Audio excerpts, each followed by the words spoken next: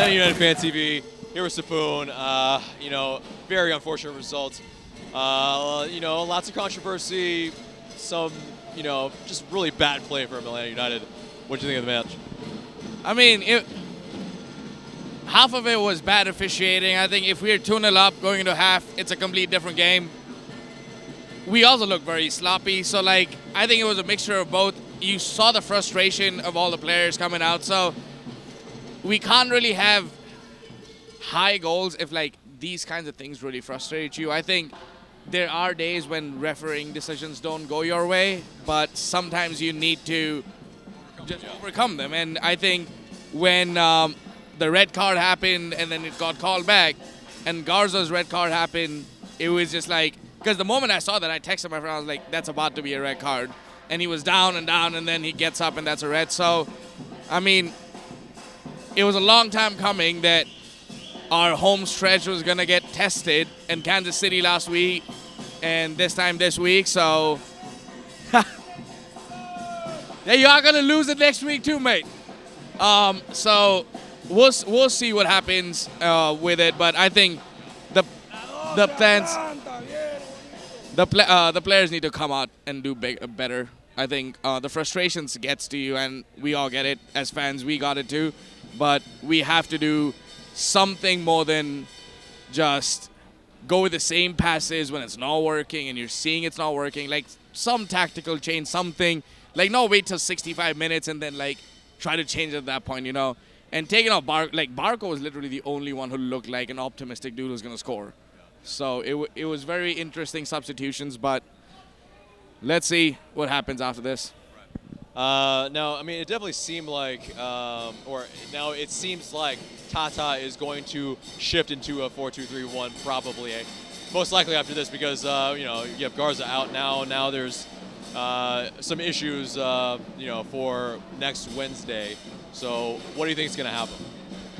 I mean, this was a, I don't know, an interesting observation that came out. Like me and my friends were talking about this where we were like, when the injury happened, you look at what's going on with Almiron and Martinez and everyone. Like, everyone's at different places in the same, like, half the field, but everyone's in different places. So, the team just doesn't seem to be together. So, we need to gather together, and if you're going to make a run for the cup, like, these are things that we need to sort out right now instead of making a huge issue out of it. So, I mean, we have the depth, we have the younger players. Like, we got to make sure that one way or another we overcome, because this defeat came out of nowhere after how we performed against Orlando. You know, like, so just got to get back to basics, and sometimes you got to keep football simple. Like, you know, there's no need for fancy passing, no need for extravagant plays. Keep it simple, pass and move, and if we did that today, the result might have been different. But granted, I will say, man, the last two home games we've had, there's been some absolute nonsense refereeing. Like, and as much as, even as me, like, I want to say we need to overcome that, it's hard to, man. As a player, when you know you're supposed to be 2-0 up, and that stuff happens. So, but credit to New York, man. Like, they came in there with a plan, and they did. I think we gotta like kind of realize too. We played KC, we played Red Bulls, two very, very good teams in this league. And kind of, Red Bulls are kind of a red herring. They are in fifth, but they played fewer games than us, and they're on the same goal difference. They're a very deadly team. They're not a fifth-place team. And so, you know, good teams really take advantage of if any calls goes their way, and so they punish us for those.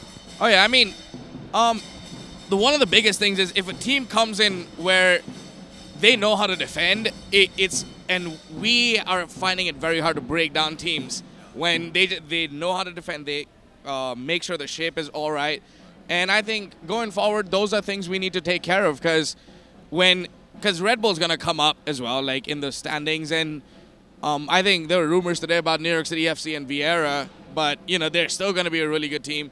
So if we're going to be up there competing, you know, we have to find a way that we can break the shape of these teams and take advantage. And last year, like, things that were going for us where Almiron and Martinez, you looked at them, you're like, they're all on the same page.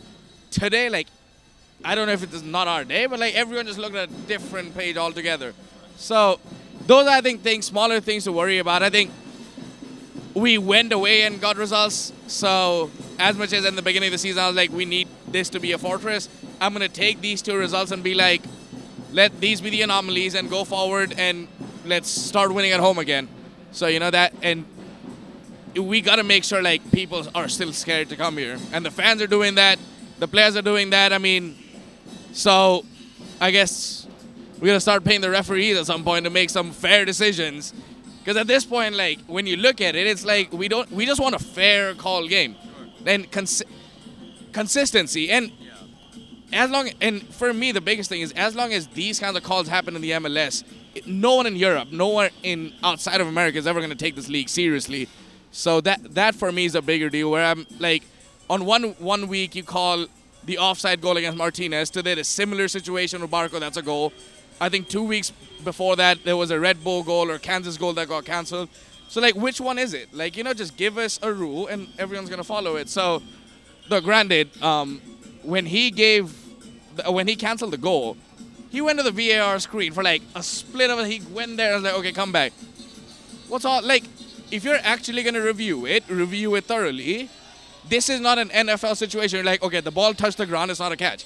Like, you know, so I think it's been very, very frustrating for the fans. And I think we're seeing the frustration from the players. And I think moving forward, just got to get back together. June 3rd is our next home game.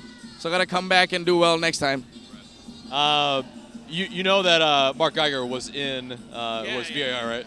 I mean, that was it. And the moment that was announced, all of us were just like, okay, you know he's going to affect the game, and he did.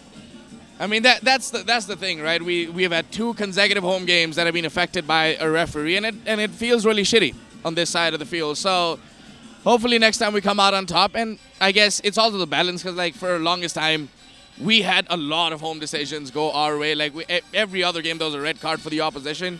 So this might just be balancing and karma and all that stuff. But I think that we need better refereeing overall in the league. Like, officiating has gone to shit in this country in general for the league, and it needs to get better, whether it's VAR or better implementation. Like, that's pretty much my opinion. But I mean, it's still, I mean, unlike a lot of people who were like really going crazy in my section, I was just like, it's too early in the season still, you know? Like, we have started off well, and these hiccups will happen, but we just got to keep going out there, getting the results. So let's hope that's what we keep doing.